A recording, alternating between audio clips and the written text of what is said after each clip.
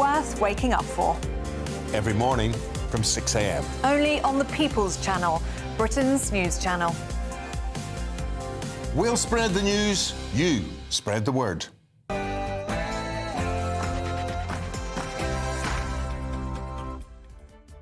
Good evening, everybody. You're watching State of the Nation tonight on GB News with me, Matt Goodwin. On tonight's show, eyebrows have been raised as Home Secretary Yvette Cooper is reportedly open to a one-in, one-out youth mobility scheme with the European Union. But why are we even considering opening our borders to young people from foreign countries when 1 million of our own young people here in Britain cannot find work? Is the Labour Party finally starting to learn its lesson on immigration? Reports today say that the Prime Minister's Chief of Staff, Morgan McSweeney, has taken the Home Office's view that the Office for Budget Responsibility has ignored the real impact of low-skill migration for too long. But is it all too little, too late? I'll be talking to a key expert on that very question. Now, get ready for Trump 3. Yes, we're only just getting used to Trump 2, but the US president has started selling Trump 2028 hats, despite a strict two-term constitutional limit on presidential candidates. But how, if at all, could Donald Trump get around this? We're going to be talking tonight to a top constitutional expert to explore whether Trump 3 is indeed possible. And the BBC is reportedly holding, get this, listening sessions for trans staff following last week's Supreme Court ruling. Has our national broadcaster finally not learned what a woman really is? That's State of the Nation tonight with me, Matt Goodwin, starts right now.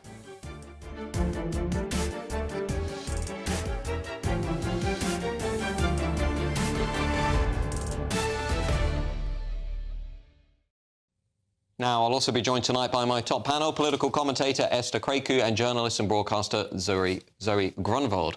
As ever, let me know your views at gbnews.com/your say. You can reach us on X at GBNews or at GoodwinMJ. But now it's time for the News Bulletin with Aaron Armstrong.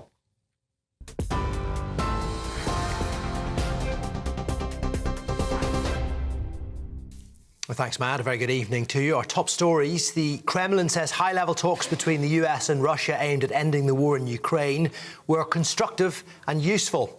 It's understood Donald Trump's special envoy, Steve Witkoff, and Vladimir Putin discussed the possibility of direct negotiations taking place between Russia and Ukraine. They met earlier in Moscow. President Zelensky has since said Ukraine may be willing to discuss territorial concessions, but only with an unconditional ceasefire. Meanwhile, Russia's accused Ukraine of carrying out a car bomb attack in Moscow earlier. Yaroslav Moskalik, a senior officer in the armed forces, was killed. Russia's foreign ministry claims that Ukrainian special services were involved. 3 men have been jailed for almost 100 years between them for plotting to kill a former cage fighter convicted of Britain's largest cash robbery. Lewis Ahern on the left, his brother Stuart, and Daniel Kelly on the right were each found guilty of conspiracy to murder Paul Allen, who was shot in the neck in East London 6 years ago. Allen was convicted himself in 2009 for his part in Britain's biggest armed robbery. £54 million in cash was stolen from Securitas in Kent, much of which has never been recovered. Water company bosses could be jailed for up to 2 years if they cover up illegal sewage spills. The government hopes the threat of tougher sentences in England and Wales will act as a powerful deterrent. It comes after a highly critical report from the public spending watchdog, which found ministers and regulators haven't done enough to increase investment, manage risk or improve public trust. Doors have now closed to members of the public hoping to pay their respects to the late Pope. It marks the end of 3 days in which Pope Francis's open coffin has been lying in state at St. Peter's Basilica. The Vatican says around 250,000 people from around the world joined the queue and filed past the pontiff since Wednesday. Some live pictures now from St. Peter's Square. The Pope's coffin will now be sealed ahead of the funeral tomorrow, when hundreds of thousands more are expected to attend. World leaders and royal figures have started to arrive in Rome. And large parts of the UK will enjoy a period of hot and sunny weather, with England and Wales set for a mini heatwave next week. The Met Office says temperatures will begin rising this weekend. They could reach 26 or 27 by Wednesday or Thursday. Those would be the warmest days since September.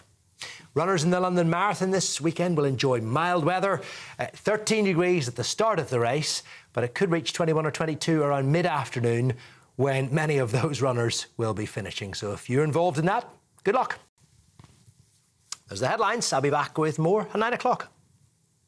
For the very latest GB News direct to your smartphone, sign up to News Alerts by scanning the QR code or go to gbnews.com/alerts.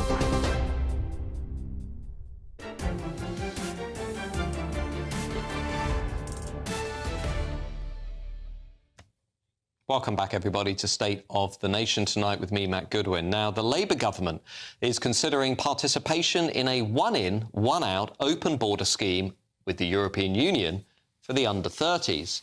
The proposal comes at a time when over 1 million young British people are either unemployed or struggling to access stable housing. We have about 1 million young people not in education, employment or training. It's a truly damning statistic. Now, this scheme would allow young Europeans to live, work and study in the UK, potentially increasing competition in already pressured job and housing markets. Home Secretary Yvette Cooper has been previously a critic due to concerns about rising net migration. She's reportedly withdrawn her opposition to this scheme. And earlier today, it's been reported that the Prime Minister, Keir Starmer, may also back the scheme after being urged by pro-European Union campaigners to get the UK closer to the European Union.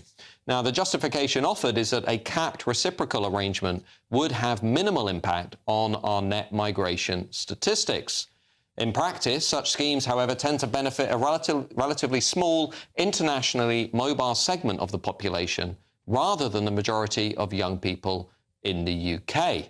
It's unlikely, for example, that many young Britons, particularly those from disadvantaged white working class backgrounds, will be in a position to enjoy these opportunities abroad. Meanwhile, if you look across the political and economic landscape today, many challenges persist for young Brits here at home. Very high rates of youth unemployment, limited amounts of affordable housing and stagnant wages, already competing with record numbers of migrants coming from across the Middle East and Africa for jobs and housing. And this latest scheme also coincides with other developments that suggest a gradual realignment with the European Union, the very organisation apparently we were supposed to have left. Among the potential concessions being explored include the possibility of granting the EU greater access to UK fishing waters, progress towards adopting European food and veterinary standards, talking about joining a joint European Defence Pact. All of these moves, I think, are raising legitimate concerns out there in the country about the ongoing erosion of the UK's independent policy stance without a clear democratic mandate. Who voted for all of this closer alignment with the European Union? Questioning this latest mobility scheme is not about being anti-European. It's about ensuring that domestic needs here in Britain are prioritised. Before expanding visa access to foreign nationals, the government should instead be focusing on addressing the needs of young people already living here in the UK. This is a matter of national importance and national priority. And at present, many young Brits feel that they're being overlooked. The core question remains, why is the UK considering this policy at a time when so many of its own young people are clearly struggling? As ever, let me know your views at gbnews.com/yoursay. And of course, you can reach out over at X at GBNews. Well, I'm joined tonight by former Labour MP Lloyd Russell-Moyle and, of course, my panel, political commentator Esther Kraku and journalist and broadcaster Zoe Grunwald. Lloyd, your initial reaction to this scheme, because there is a view held by many people out there in the country that Labour violating that Brexit spirit, ever a more closer union with the European Union, pushing for more alignment. Here's another example. Who voted for this? Well, I don't actually think anyone voted for us to get rid of youth mobility in the first place. If I remember those... We voted to end free movement. No, yes, and youth mobility was never part of free movement. We have youth mobility pacts with Australia, with Canada, with Japan, etc. And what it does do, actually, I think it helps a lot of our you say white working class Brits, I think it helps ordinary Brits around this country. If you remember, a lot of young people used to be able to go and work a season in Malaga at a 18 to 30s club. They were a bit of a wild child, but they do a season there. It gets them into the job of work within a party setting, and they come back and they're more skilled and they're more able to. And they were white working class British people. They weren't some kind of elite. That's what this scheme will enable. It will enable those kinds of people that want to go and work a season in Spain or work, kind of the Alwiedersehen pet style kind of work in some manufacturing in Germany and get those skills that maybe Britain isn't able to offer them, and we should, but we aren't able to at the moment, let's be honest, or that actually they need a bit of a kick up the derriere, and by sending people abroad, by giving them the opportunity to do that, it benefits them. And it is a one-in, one-out scheme. So the idea that it's about prioritising, non-Brits, I think is completely rubbish. So this is quite a positive option. And how many young Europeans will end up here?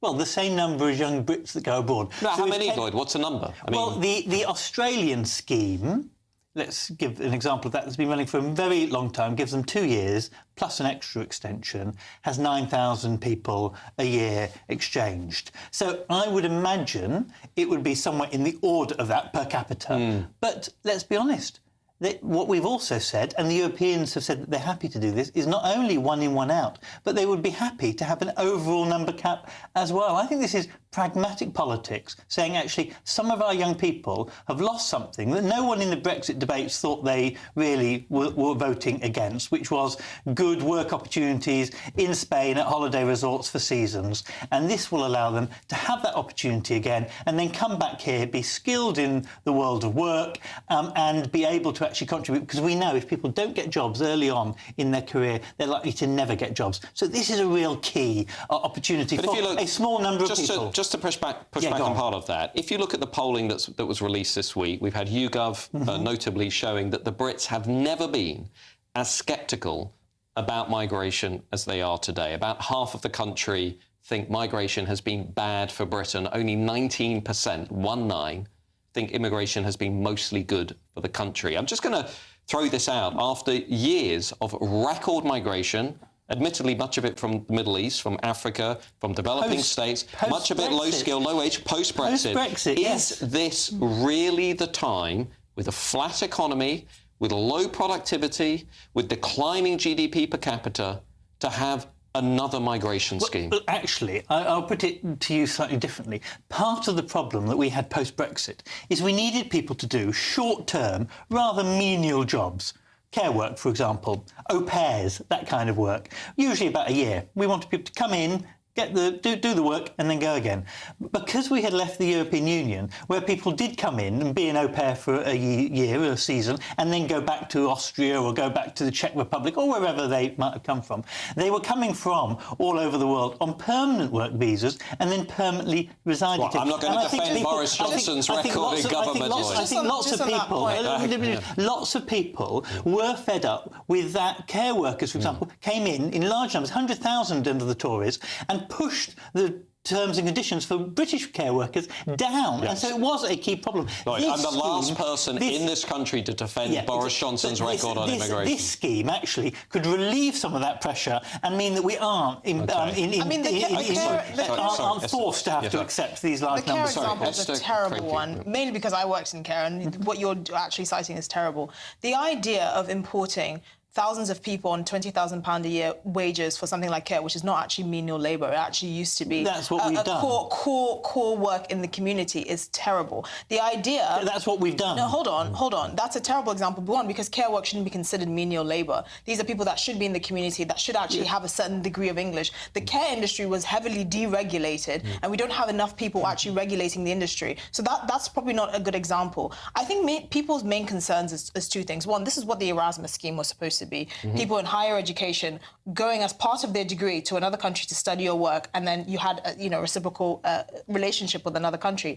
And that was easier to manage because these people were studying as part of a degree and they had to go back. We have an estimated 1 million plus illegal immigrants in this country. So the Labour government sitting there bragging about deporting 3,000. Guess what? You have 997,000 left to go. So there's that point. And also the idea that, British people, young British workers from Blackpool want to go and pick fruit in Malaga is completely ridiculous. Do you know the unemployment rates for youth in Spain, in Germany, in France? They're even 18 higher. to 30 clubs wasn't picking fruit. Hold on, they're ranging They were between club reps. upwards of 15%. Youth unemployment in places like Spain and France and Germany. So this idea that they there will be needed that British people to do those jobs because they were engaging with Brits. We have, even though we have high levels of youth unemployment in this country, we have significantly lower levels than the countries that you are arguing that we would be exchanging people with. Sadiq Khan suggested this idea, and many Londoners were actually saying, hold on, we have young Londoners that can't find jobs. Why are you bringing people from Hungary and Poland to do this work? So I'm sorry, if you want to do this scheme, one, it should be through universities, it should be people already in education or so encouraging only young elite people. Hold on. Only elites. Hold on. I said people in education. That doesn't just mean university. That means people in secondary school, for example, or people that are pursuing a post-secondary school qualification. You have to do something with yourself so that you can make sure they go back to their country. Can we just bring in Zoe Grunwald, please? Well, I mean, I am ever so slightly sceptical about how this would work in practice, just because the Tories have left the government with such an ill-functioning immigration system that we really struggle to keep track of what's happening on either side of our border. But in general, I am in favour of free movement. And, Matt, in your opening monologue, you spoke about young people in this country feeling unmoored, feeling like they don't have opportunities. Brexit took opportunities away from them. That did give, as you were saying, Lloyd, the opportunity for people to go out, to try new experiences, to see new cultures, to gather skills that they couldn't get at home. And I think the fact that we have taken that away from a generation of young people and given them, what have we given them? All the other things you said about, the housing crisis, stagnant wages. All of these things need to be looked at in the round. They should all be addressed. But I think giving young people the opportunity to go abroad and have these reciprocal movements, I think that's a great thing. And I think what we've seen since Brexit is not only the drain of jobs and of students, but also of talent, of research, all these things that we used to get from these sorts of movements. Yes, they do have to be properly policed, and I'm slightly sceptical about whether a one-in, one-out system could work in practice. But I do think if we're talking about trying to make young people feel engaged in this country again, something like that is a good way of doing it. One of the things we could talk about, which is practical, which doesn't involve having to deal with already broken immigration scheme, is student debt. The actual threshold at which you start paying back your student debt has been lowered. So you have younger graduates coming out poorer that can't find work and now are going to have to deal with competition from Polish fruit pickers. It's ludicrous. From a national, you have to start paying back now your student loan as soon as you earn the national minimum wage because that's gone up. Well, but then why don't they address that instead? Well, I will not defend not addressing that. Our universities are in crisis, and what we should move to is a proper graduate tax that isn't linked to this thing when you earn the maximum, you stop paying early. When you earn more, you should continue to pay, and when you earn less, you shouldn't. That's what we should be moving to, but that is a separate debate. Sorry, it is. Let's not try and solve every problem in British society tonight. But thank you to Lloyd Russell-Moore and the panel. Now, after the break, we're going to be looking again at the Labour Party, because is the Labour Party, cover your ears, Lloyd, are they finally starting to learn their lesson on immigration? Reports today in the newspaper say that Keir Starmer's Chief of Staff, Morgan McSweeney, has taken the Home Office's view that the Office for Budget Responsibility has been ignoring the real impact of low-skill immigration on Britain for too long, as part of the so-called Blue Labour faction. But is it all too little, too late? We're going to be talking to a top political philosopher about that in 2 minutes.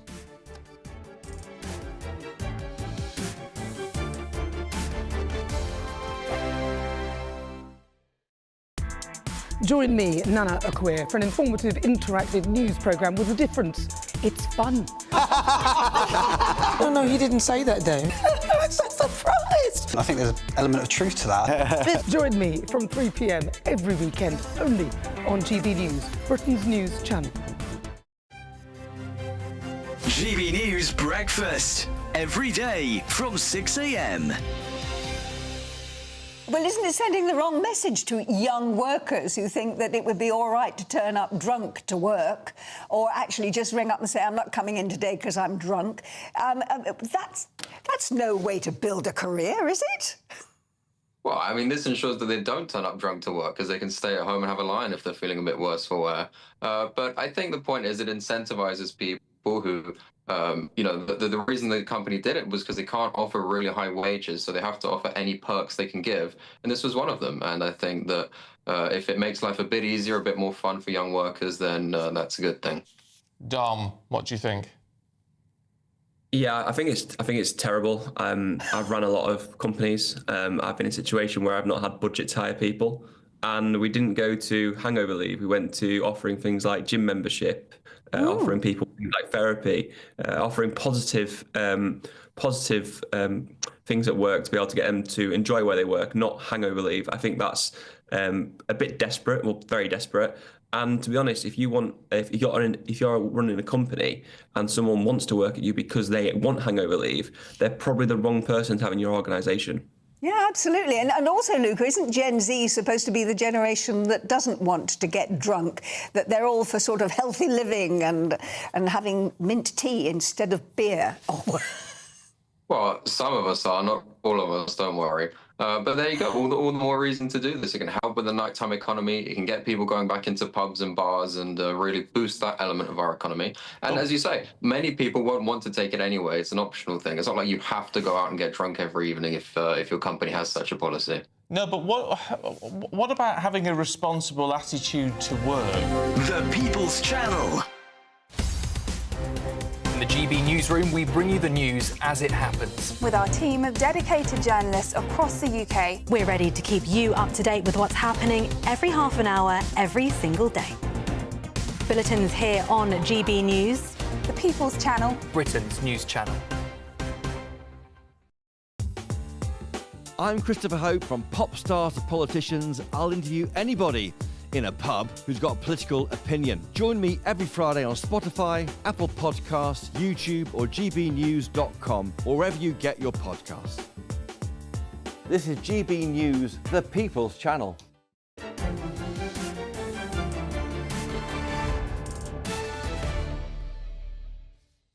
Welcome back to State of the Nation tonight. Now, is the Labour government finally beginning to learn its lesson when it comes to immigration policy? According to reports in the newspaper this morning, the Prime Minister's Chief of Staff, Morgan McSweeney, appears to have aligned himself with the Home Office's view that the Office for Budget Responsibility, the OBR, has for too long been failing to acknowledge the full and lasting impact of low-skill immigration on the UK's economy and public services. And, of course, much of the migration that we've had into this country since the COVID pandemic has been low skill. Now, such a stance would be a significant shift in tone from a Labour Party that has often been accused of turning a blind eye to the economic impact of immigration. But with years of missed opportunities, strained infrastructure, stagnant wages, almost zero growth and rising levels of debt, one can't help but wonder, is this a genuine course correction, or is it simply too little, too late? Well, I'm joined now by former political advisor and all-round political philosopher, all-star Philip Blond. Philip, thank you for joining us this evening on the show. Now, reading those reports this morning, it struck me that this is a sort of blue Labour wing of the party trying to give the Labour government a reality check about the fiscal impact of migration. But what's your assessment? I largely agree with yours, Matt. I think that that's exactly what it is. I think the Labour Party at the higher levels realised that the threat comes from reform, that the majority relies on the right staying divided, and if they are united, appealing to those who switch from Boris Johnson's electorate to stay with them and stay the course. And many of their MPs will be out of office unless they stop the extreme social liberalism that has been the hallmark of the left, arguably since the 1960s. Yeah.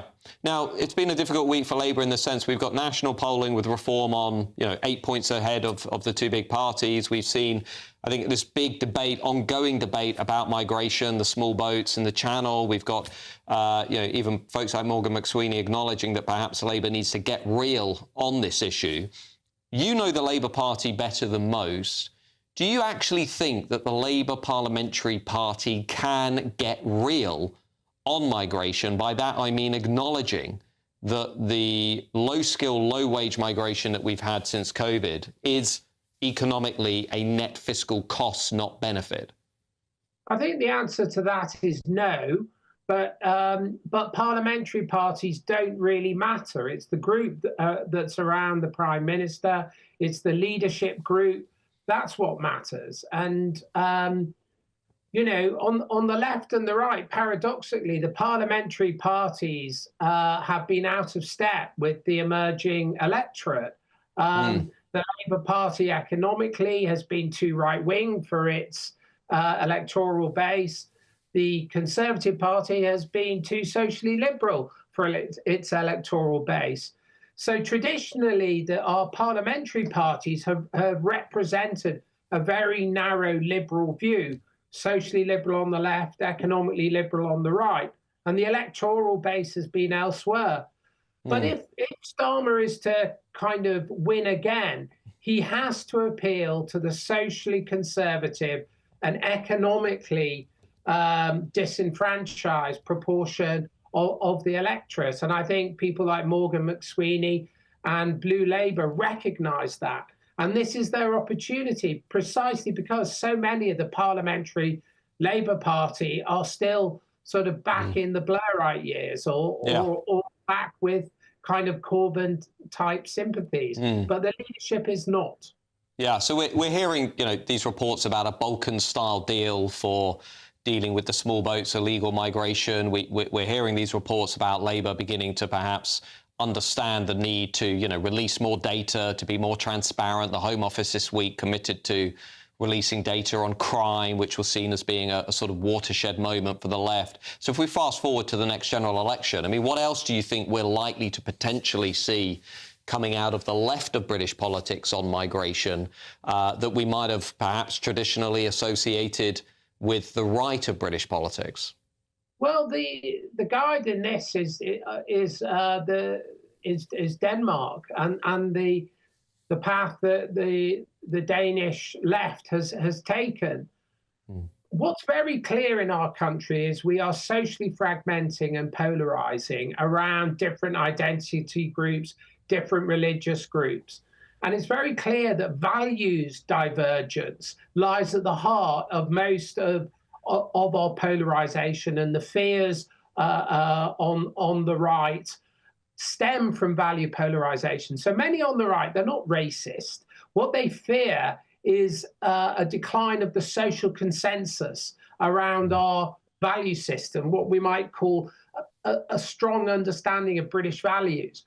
But the left traditionally hasn't been able to articulate British values, and it's gone cosmopolitan, multicultural. And so there are no British values for it to unify around. And I think the successful left will start to narrate a strong account of British values and introduce value-based models of migration and integration. If it wants to succeed, I think that's where we're going to head.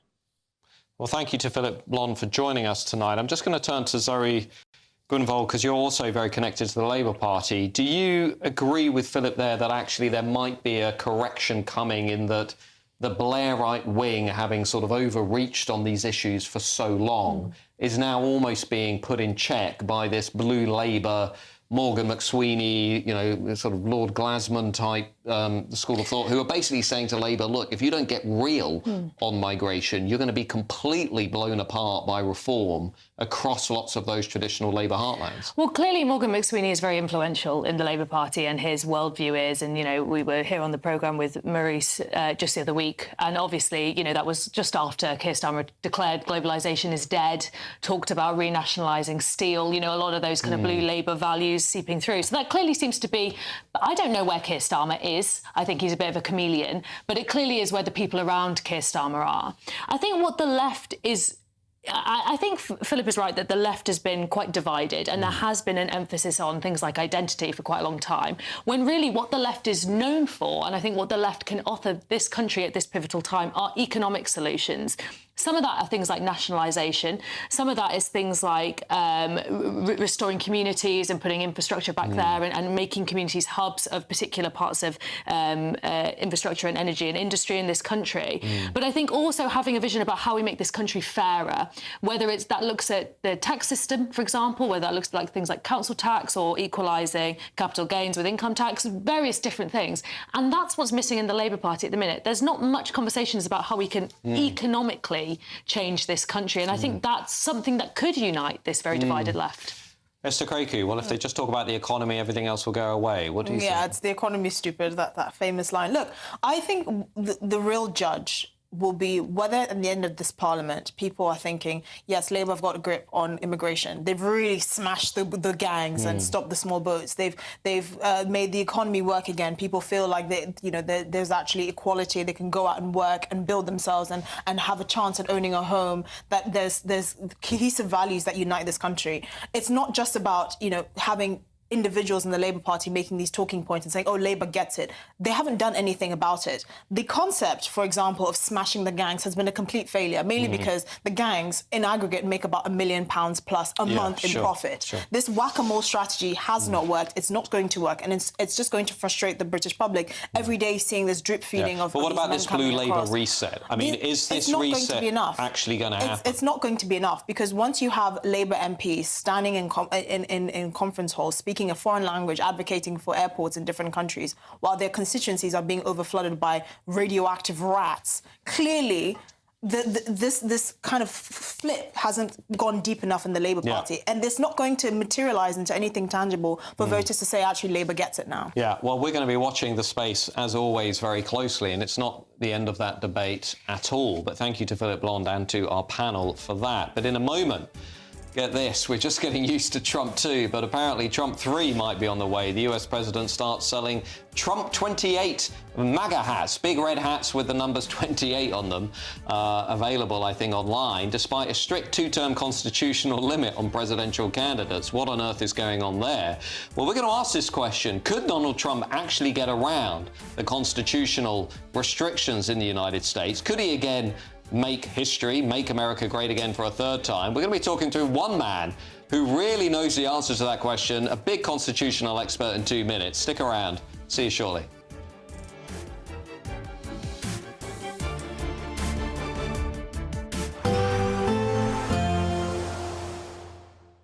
Dinner under the stars tonight? That reminds me of our travel insurance. You mean all clear skies? All Clear Travel Insurance sponsors GB News travel destinations forecast.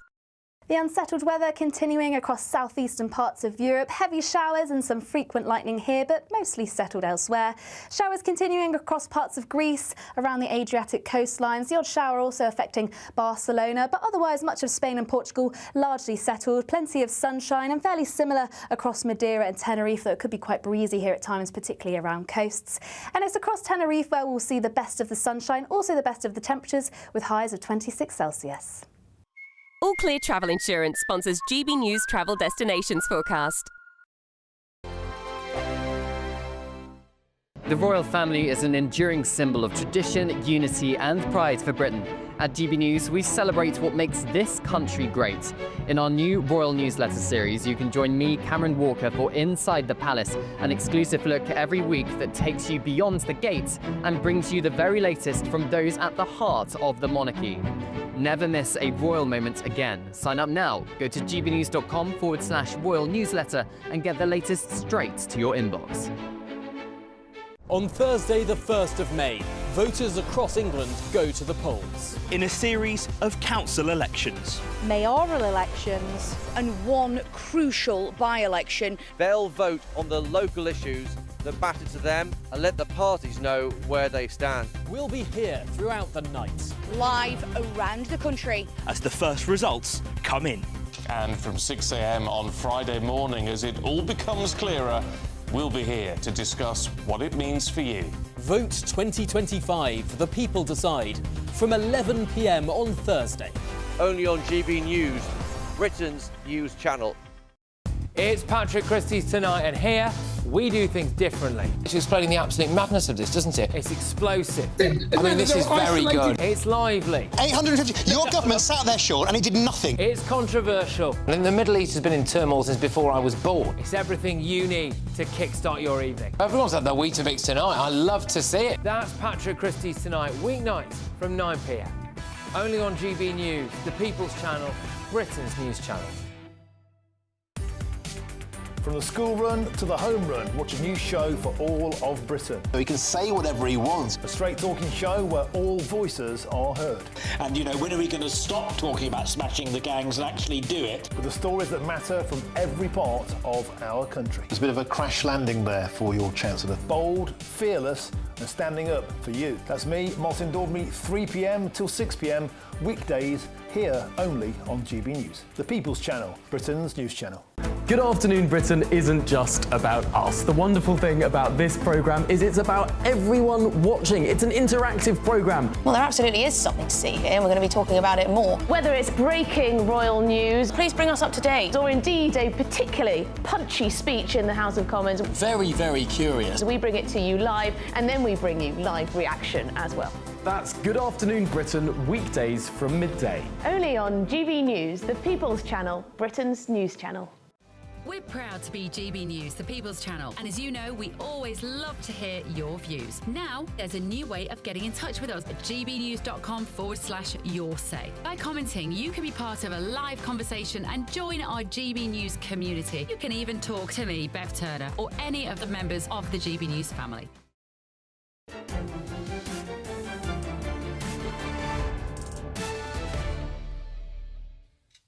Welcome back to State of the Nation tonight with me, Matt Goodwin. Now, get ready for Trump 3. The US president has started selling Trump 2028 hats, despite a strict two-term constitutional limit on presidential candidates. The last president to serve more than 2 terms was Franklin D. Roosevelt, after whom the US 22nd Amendment was ratified in 1951, and that limited all future presidents to 2 terms, with strict caveats for exceptional circumstances surrounding mid-term succession. No president has been constitutionally eligible to serve more than 2 terms since Lyndon B. Johnson. The process for amending the US Constitution is notoriously complex and difficult to see through, so why does Donald Trump seemed to think that he can crack it?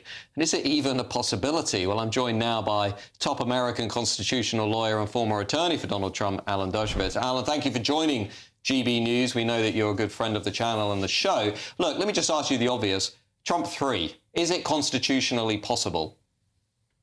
He cannot be elected to a 3rd term. That's clear. The Constitution says shall not be elected. Now, there's a way of circumventing that. You can appoint somebody to the presidency if everybody else is not eligible. So if the president, say, is elected, say Vance is elected, and then he resigns, and then the vice president resigns, the next person could be the Speaker of the House or the president of the Senate or the Secretary of State. And those people would not be elected. A ticket with perhaps, you know, Don Trump Jr. as his VP, and actually they say on the campaign trail that we're going to appoint Donald Trump, the man himself, as in a sort of Elon Musk type role, and that, you know, unofficially he will be the guy calling the shots. Would they be able to do something like that? Oh, yeah, that would be easy constitutionally. Barack Obama could have been, for example, Joe Biden's chief of staff. And we know staff is actually more important than the vice president and could be performing all the duties of the president. He simply couldn't. He can even sit in the Oval Office. There's nothing constitutionally prohibited about that. He just couldn't be the president of the United States. He can't be elected. It can't be vice president because the vice president has to be qualified to be president. Mm-hmm. But if he were, say, Speaker of the House, and by the way, the Speaker of the House does not have to be in the House. The House of Representatives. Okay, understood. Understood. Let me ask you directly the question. Why do you think Donald Trump is selling Trump 28 hats? Oh, I think he doesn't like being a lame duck president, even for a day. And so he wants to keep everybody on their toes, saying, hey, it's not over. I could be the president in 28. It increases his power, it increases his visibility, it increases his strength as head of the Republican Party, and there's no harm. Trump loves to taunt the left and the media, and he's doing a great job of that. I mean, I have who are thinking about leaving the country for fear of a third term. I tell them, you know, maybe you should leave the country, but not on that basis. Now, you're a constitutional expert, you're not a pollster, but where do you think the American people would land on this? If there was, let's say, a sort of, you know, crazy scheme to bring about Trump 3, I mean, realistically, do you think the American people would go along with that? Because we've just had a presidential election where we heard a lot about threats to democracy, the people staging a coup, disrespecting democratic norms. I mean, do you actually think voters would go along with something like that, even MAGA voters? It all depends on who's running against him. You know, if you have AOC or Bernie Sanders running against him, yes, I'd vote for him at that point. Those were running against him, even though I'm a traditional and AOC, just for clarity, AOC is the sort of radical left member of the Democrats. Right, or any other radical member of the left. I think a lot of people would be inclined to vote against that person. Look, there are many people who think that Donald Trump really didn't win this last election. It's that Kamala Harris lost it, and that it had run against somebody much stronger and much more centrist. Who knows? So I think there'd be a chunk of voters who would vote against a third term, no matter who the person was. But there'd be other voters who would say, hey, you know, if it's constitutionally permissible, we did it for Roosevelt, why not? It was only a tradition until we enacted the amendment. It was a tradition started, obviously, by George Washington, who resisted the opportunity to run for a third term. And Franklin Roosevelt ran for a third and fourth term and would have won a fifth term if he had stayed alive. But now we have the amendment. I think there are a lot of constitutionalists who would say, no, we're voting the amendment. We're not going to vote for a third term.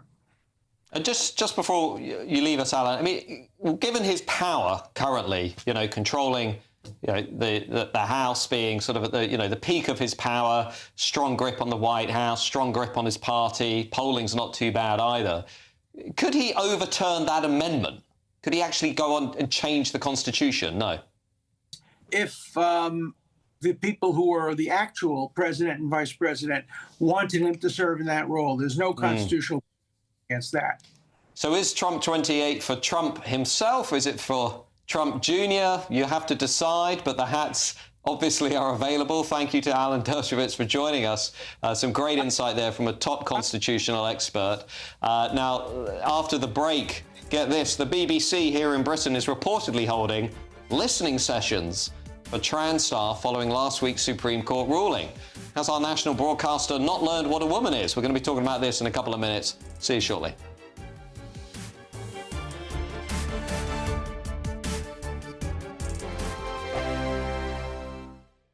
Hello there, good evening. Welcome to your GB News weather update from the Met Office.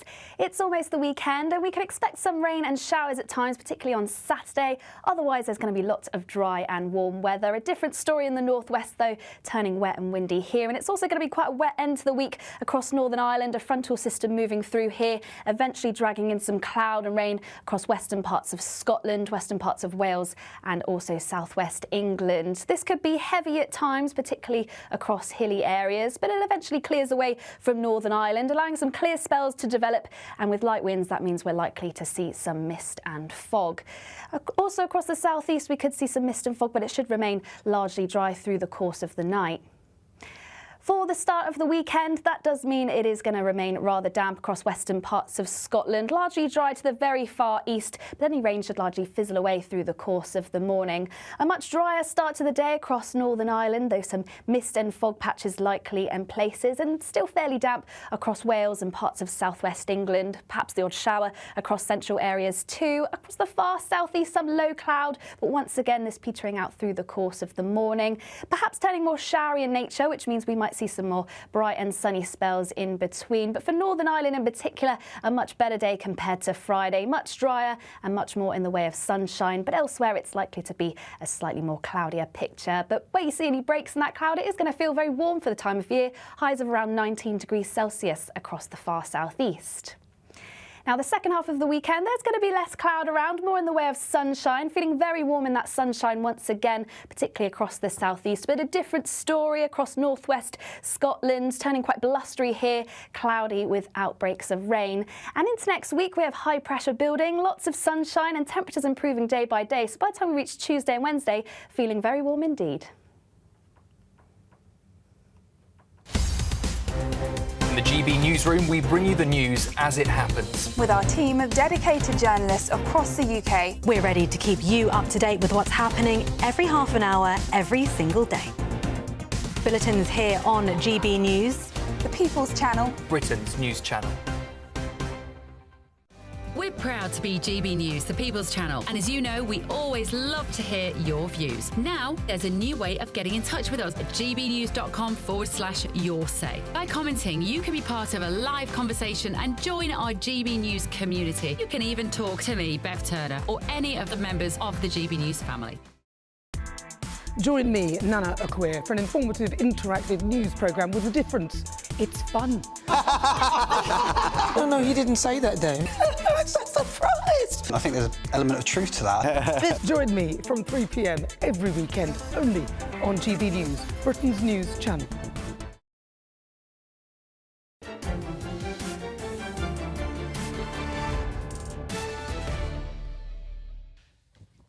Welcome back, everybody, to State of the Nation with me, Matt Goodwin. Now, we've just been discussing the possibility of Trump 3, and you've been sending in your views. David says, they don't say it will be Donald J. Trump, as he has sons and family that could be a front for him. Indeed, I agree with you, David.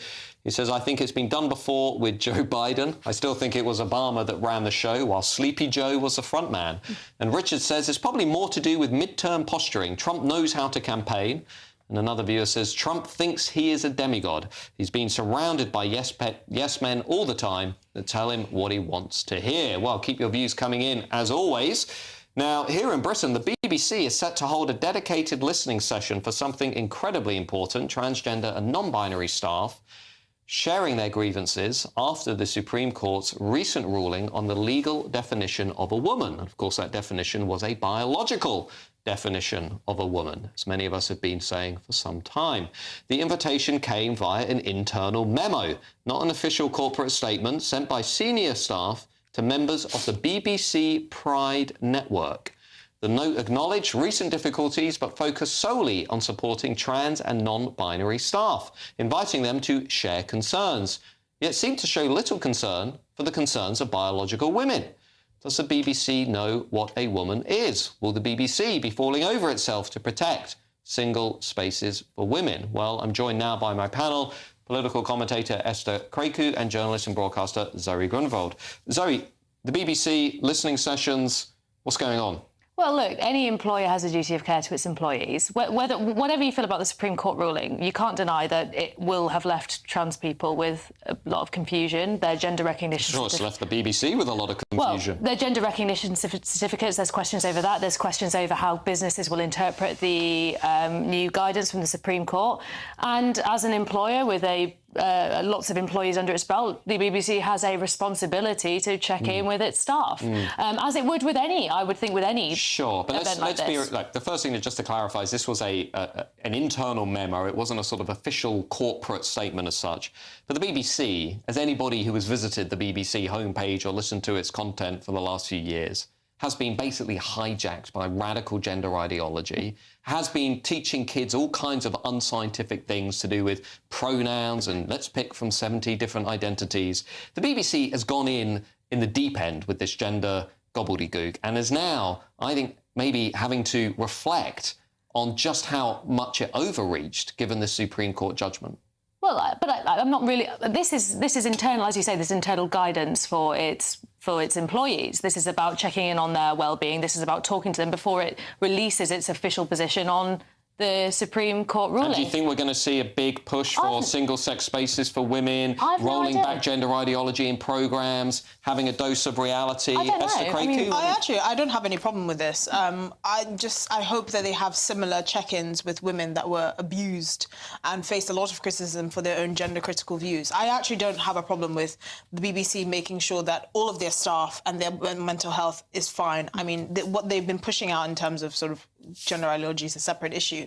But there have been gender-critical members of their own staff that seem to have either not somehow made their way into any of the script writing for any of the BBC shows or haven't been able to voice their concerns.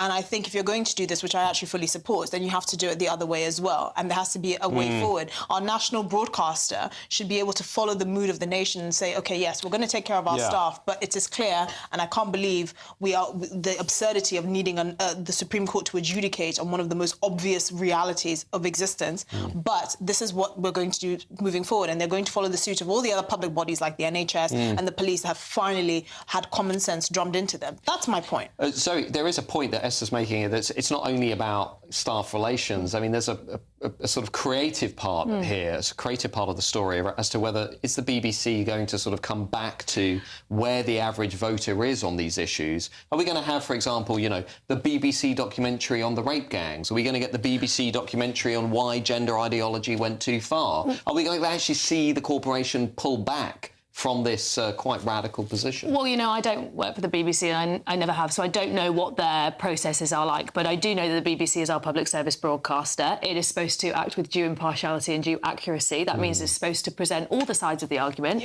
I actually don't really have a view on how the BBC has... I haven't really paid that much attention to the BBC's coverage. I haven't noticed it's been particularly slanted one way or another. You obviously have a different interpretation. Viewers might have a different interpretation as well.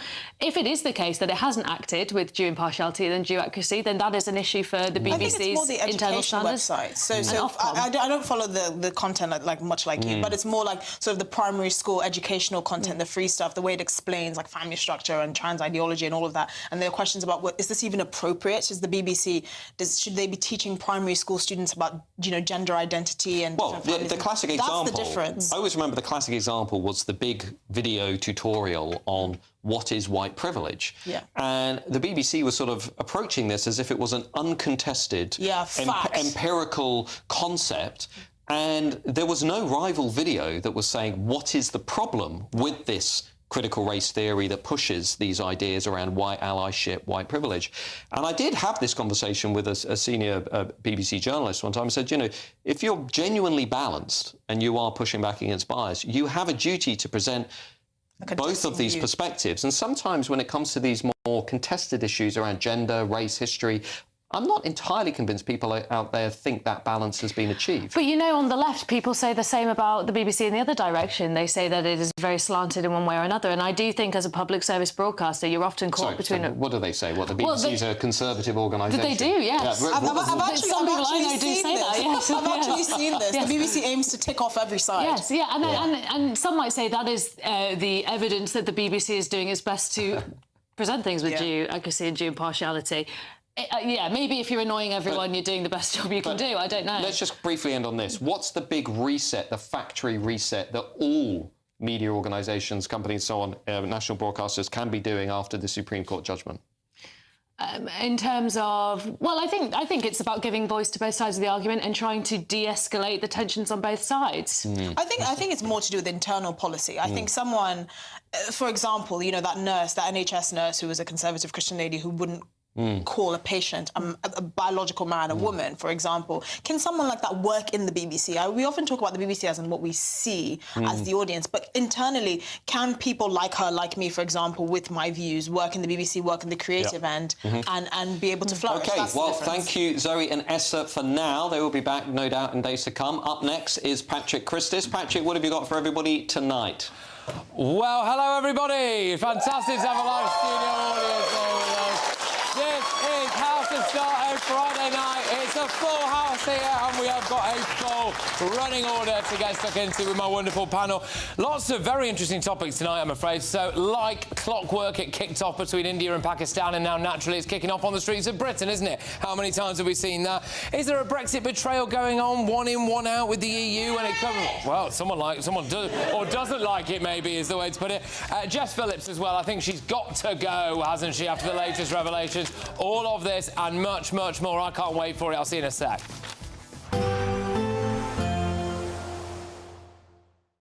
Expect a warm front, moving from the kitchen right through to the rest of the house.